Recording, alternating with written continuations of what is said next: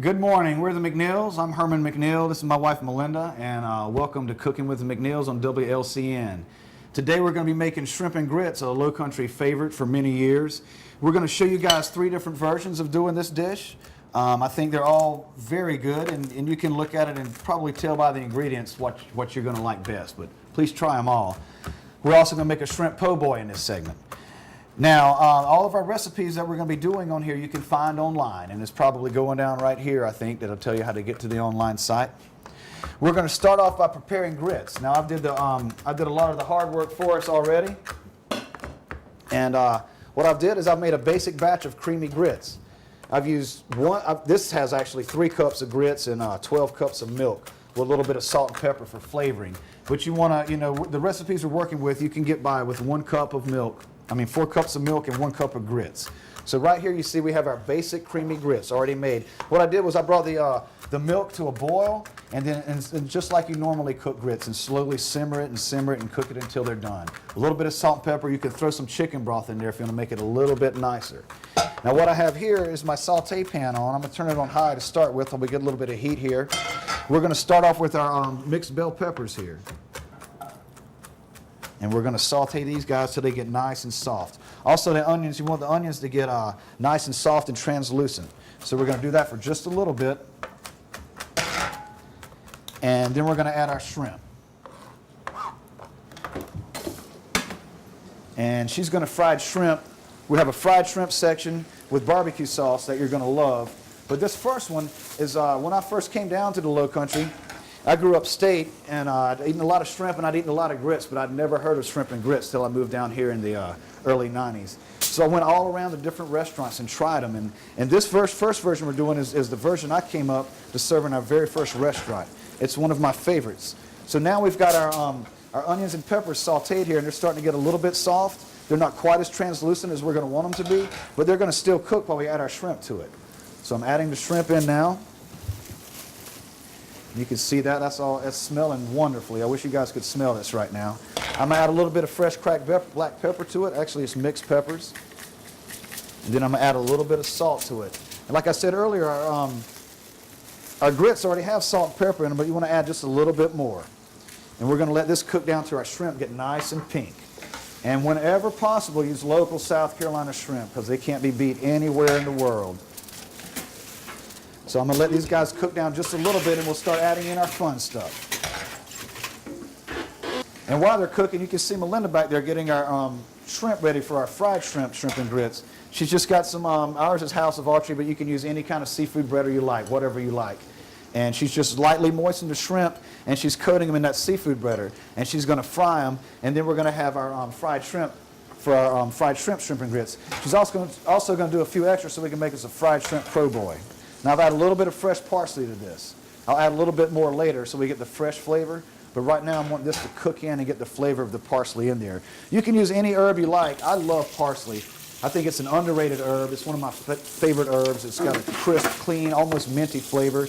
I think it enhances just about any dish. And you'll see with these 3 shrimp and grits dishes that we're doing, I'm using parsley in every one.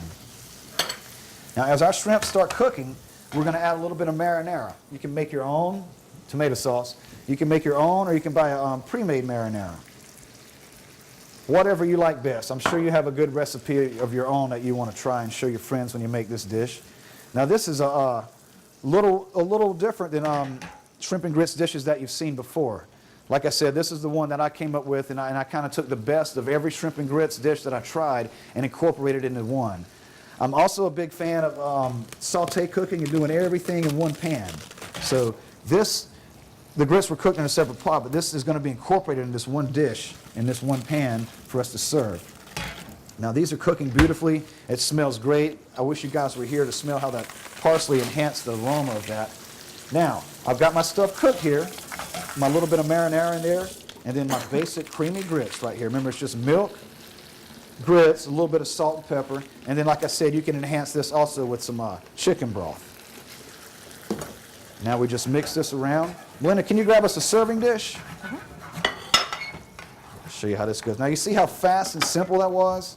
People think shrimp and grits is such a big deal when it's basically just like a lot of European dishes came from, it just started as peasant food. You know, it's what people had to work with. Here in the Low Country, we had lots of grits, lots of shrimp.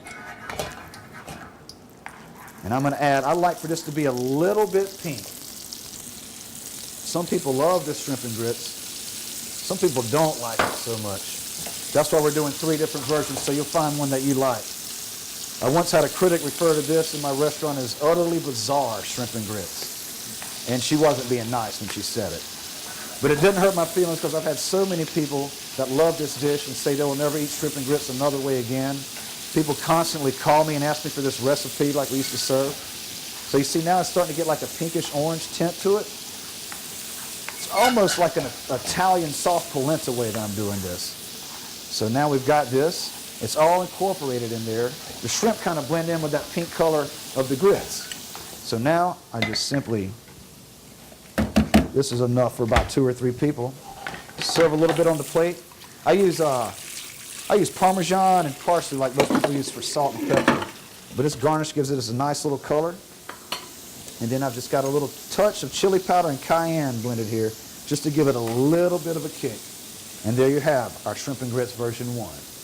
You're going to love this. And we'll move on to our second version. Now our second version, Melinda's frying shrimp like I said over there. And we've got our plain grits over here. A lot of folks scatter their shrimp on top, which is the next 2 versions are going to be like that. It's not going to be incorporated like the one I just did in one saute pan. So you start